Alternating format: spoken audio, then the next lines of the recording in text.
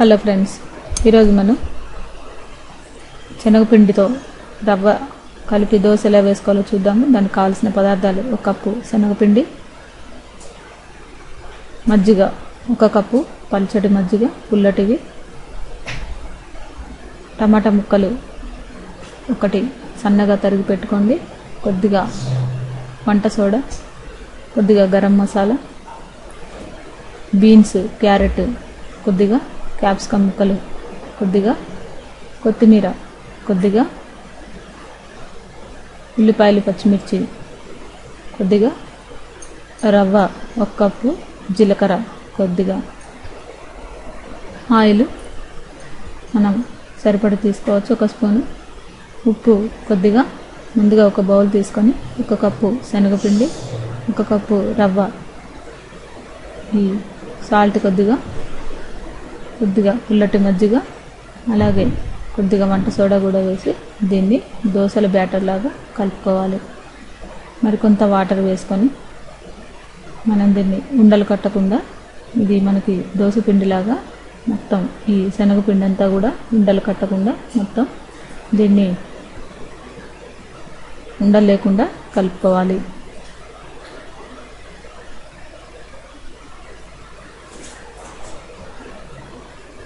చూసారు కదా, ఈ విధంగా మనం ఈ దోశల బ్యాటర్ని, ఈ పిండిని ఇలా మనం కొద్దిగా వాటర్ వేసుకొని, మరి చిక్కగా కాకుండా మరి పల్చగా కాకుండా ఈ విధంగా మనం వీటిని రెడీ చేసుకొని పక్కన పెట్టుకోండి. ఈలోపు మనం వెజిటేబుల్స్ని క్యారెట్, బీన్స్, టమాటా ముక్కలు, అలాగే ఉల్లిపాయలు పచ్చిమిర్చి, దీంట్లోనే మనం కొద్దిగా కొత్తిమీర, సరిపడా కొత్తిమీర వేసుకోండి, అలాగే దీంట్లో క్యాప్సికమ్ ముక్కలు, కొద్దిగా గరం మసాలా, జీలకర్ర కొద్దిగా, ఉప్పు కొద్దిగా. ఈ విధంగా మనం ఈ బౌల్లో ఈ వెజిటేబుల్స్ అన్నిటిని కూడా మిక్స్ చేసుకొని పక్కన పెట్టుకోండి.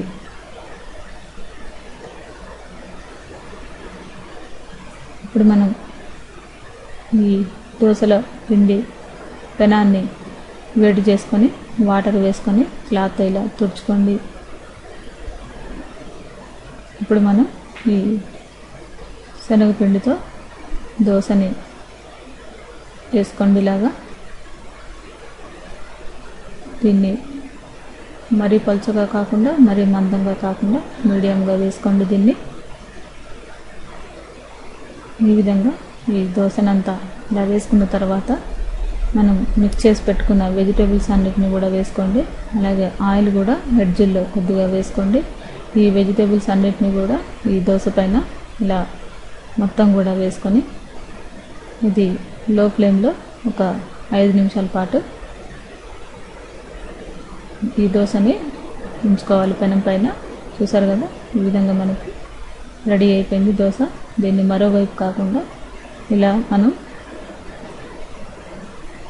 చూస్తే మనకి ఎర్రటి బ్రౌన్ కలర్లో చక్కగా రెడీ అయిన ఈ శనగపిండి దోశని మీరు కూడా టిఫిన్ లాగా యూజ్ చేసుకోవచ్చు మార్నింగ్ టైంలో. ఇది మనకి చాలా టేస్టీగా ఉంటుంది. ఈ రెసిపీని మీరు కూడా ట్రై చేసి చూడండి. ఈ రెసిపీ కనుక మీకు నచ్చినట్లయితే లైక్ చేయగలరు.